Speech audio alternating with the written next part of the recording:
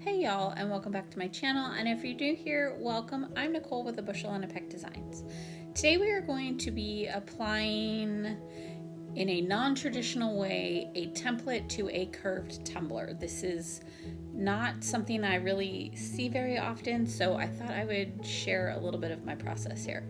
So in Silhouette Studio, I am doing the cup warp, and I hit this little button on the right side all the way at the bottom. I don't know what that button is called. And then we go to conical wrap, and then I measure the distance across the lid or the opening, and then the distance across the bottom, and then the height, and you apply that and it gives you this little bit of a template.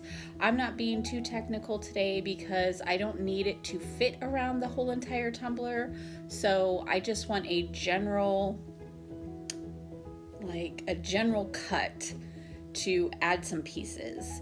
And my favorite tip is this tip here that I learned from Trina over at Diamonds and Dust, which is also where this designer box came from and the template. So the tip is to put a sheet of transfer tape over your vinyl before you cut it, so that way when you glitter it, then it's already protected and you can peel it off and you get crisp, clean lines. It's such a wonderful tip. So I am using a 30-ounce curved tumbler from the Tumbler supply store. And in tradition, I mean, I'm not saying it's a rule or anything, but mostly what I see when people are using templates is they leave the biggest section for vinyl, and then the other open spaces are for glitter. But I'm doing it a little bit different, and I'm just adding these little sections with vinyl, and then the bigger openings will be for glitter.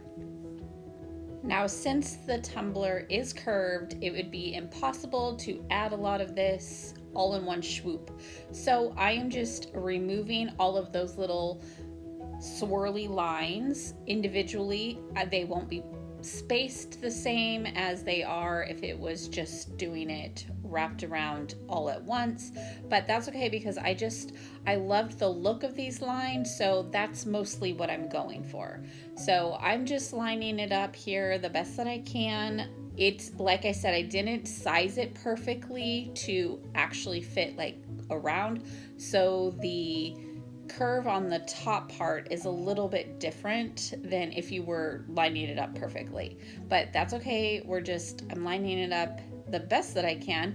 And I'm also going to be trimming off where you see that seam at the bottom is, because we're going to be adding some different colored glitter down there. So it's okay if it doesn't line up exactly perfect, because we're going to be doing a little bit of trimming here anyways. So I'm just making sure that it at least reaches the top of each line, and then pull that down, and then I'm going to be adding the other two stripes as well.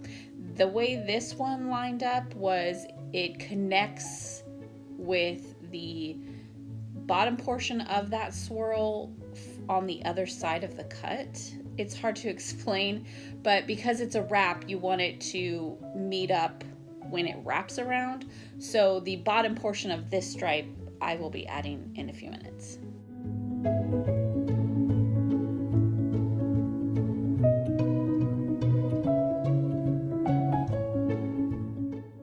As you can see here, I started to lift something there on the bottom, and it was actually the little section between the stripes that I was going to remove, but I did like the thickness of this stripe, so I decided to just leave the in-between stripe and the main stripe together because I just liked the way it looked. So you could remove that before you even cut it, or just leave it and no one will know.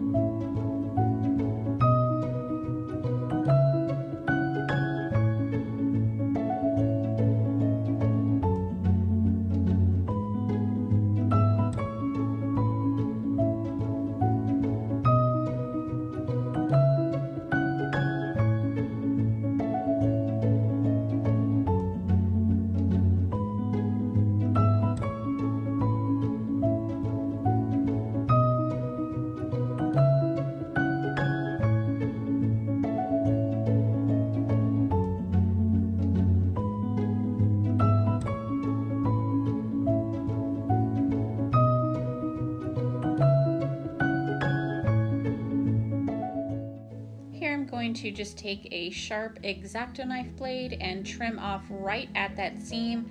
It's perfect because the tip of the blade can just go right in that seam and it cuts a very straight line. So I'm going to cut that off and then make sure everything is trimmed up nicely, and we will move on to the next step. So what I'm going to do next is tape off the seam bottom half, because I'm going to spray paint the top half and we will worry about this bottom later. So I'm going to tape that off to make sure that no paint gets over there. And because we have that transfer tape covering the vinyl already, I do not have to worry about taping off any of this pretty vinyl. I'm going to just now go ahead and take it outside and give it a good spray paint. I did vertical lines instead of the traditional horizontal ombre. I'm going to do something a little bit different and do a vertical ombre. So I sprayed it green and a teal color, and I am now, once that was dry, I am now adding some glitter glue. I think I am using, I want to say Crystal glitter glue, and I'm going to take leaflet first and add that to all of the green sections, and I'm just going heavy down the center line and then trying to just give it a light dusting on each side so that it blends nicely into the teal section. And I am going to do all the green sections first and then move into the minty teal color, and for that one it is called Clearwater. All of these glitters came in the March designer box from Diamonds and Dust, and the way those are released are once a month, and you get 3 beautiful new glitters and 2 coordinating pattern vinyls. I am only using one of the pattern vinyls on this design, but I forgot to show you what the other one looks like, so I'm so sorry for that. So after I was finished with the leaflet glitter, we are moving into this minty Clearwater glitter, and the Clearwater is so pretty. It has little shards of, like, I don't know, like, it's like not white, but it's like an opaly, it's so pretty. All of the glitters that come in the designer boxes have never disappointed. So anyways, I missed a little section, or it dried up a little bit here on the edge, so I'm just adding a little bit more glitter glue right on top, and then I'm going to finish filling in that glitter. And then after that, I'm going to go in with a little bit more of the leaflet glitter, just make sure I had a good blend. I really liked the way it was already blended, but I just wanted to go back in one more time with the green just to make sure we had pretty good coverage. I didn't really stress over the blend because it did look really good after this first one. They're really good colors to blend together, so I really liked it. And then after I added the leaflet, I was concerned that I was gonna need to add another coat, so I broke some rules, and before it was dry, I went ahead and added a whole coat of the Crystal glitter glue mixed with water. But then I was worried that I was going to cake it on too much, so I did not add any more glitter. I just left it like that and decided we would just move on. So before it dries, because we don't want to let the painter's tape dry to the bottom after we applied that glitter glue, or let the transfer tape dry on top of the vinyl. So I'm going to go in and remove all of that painter's tape from the bottom and the transfer tape from the vinyl sections. It was already getting a little bit difficult, and stupid me, it was a little bit difficult to find where those were once I added the glitter and then added that layer of glitter glue. So thankfully I was able to find it with no scratches in the wrong places, but I would next time add some hot glue spots so I know exactly where they are. It would make it a little bit easier. But be very careful when you peel those up so that you aren't peeling up the vinyl. You are just peeling up that transfer tape that is on the top. For the bottom rim, I'm going to add a little bit of pink paint. I am using Pop of Color, and then I let that dry, and then the second coat is the pink paint with a little bit of Crystal glitter glue in, and then I am adding the pink glitter that came with this designer box. It's called Tranquility, and it is a much chunkier glitter than the other two, and I just patted that down to make sure we get a good coverage, and then I set that aside to let it dry, and then I gave it 2 coats of epoxy, and then I gave it a good sanding. While I was waiting for all of that to dry and spin, I cut some tiny striping lines from this minty colored vinyl, and truth be told, I think that this is the mint color one that I got from Dollar Tree.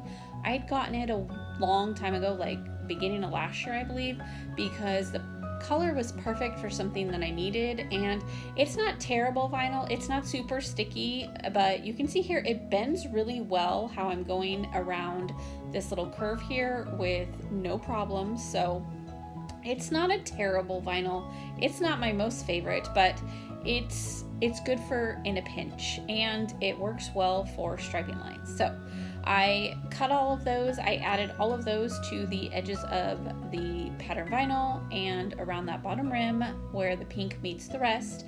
And then in the center of all of these striping lines, I'm also going to add a thin line of some matte opaly pink vinyl. It was just the perfect touch to add a little bit of that pink element from the bottom and tie it all in together.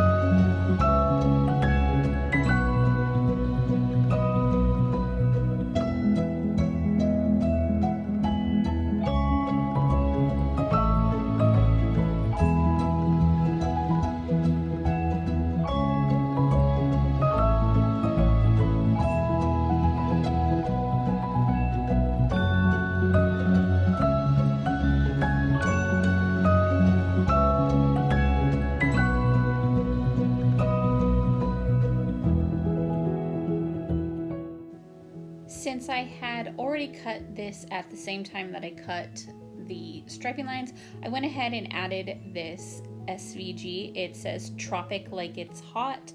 I thought it was so perfect to go with this tropically themed vinyl.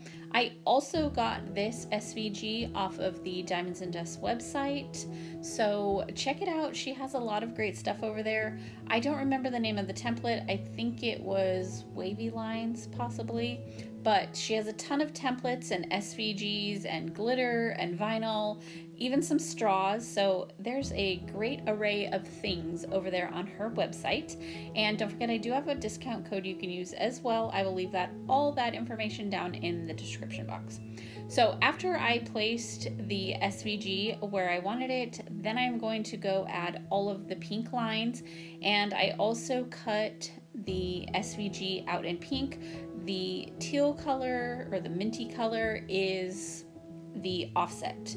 So I applied all of that, and then we're pretty much done here. I gave it 2 final coats of epoxy. I gave it a really good sanding in between each coat because that chunky glitter on the bottom, I wanted to make sure that we had a very good coverage, so it is nice and smooth for our final coats. So after that, it was all done, and she is so pretty. I love the tropically look. It makes me think of Hawaii. Even though I've never been to Hawaii, it just gives me some tropical Hawaii vibes. So I hope that I have inspired you in some way or another.